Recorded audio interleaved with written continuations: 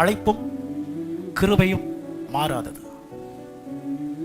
தேவனுடைய அழைப்பும் கிருபையும். ஆனால் சவுல் விஷயத்துல இது மாறி போனது. சவுல் விஷயத்துல என்ன செய்யுது? மாறி போயிட்டது.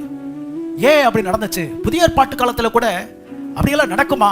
வாய்ப்பு இருக்கா அப்படின்னா இருக்குன்னு வசனம் சொல்லுது. வாசிங்க, எபிரேயர் 12வது அதிகாரம் 15வது வசனத்தை ஒருவர் வாசியுங்கள்.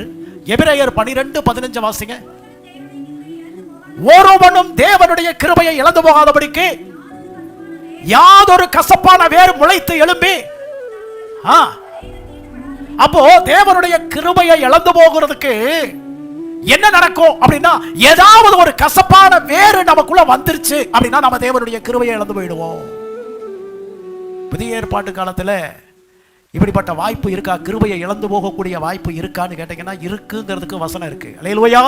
கவனிங்க, இருக்கா இல்லையா? அப்ப யாதொரு கசப்பான வேரும் நமக்குள்ள என்ன செஞ்சிடக்கூடாது? முளைக்க கூடாது.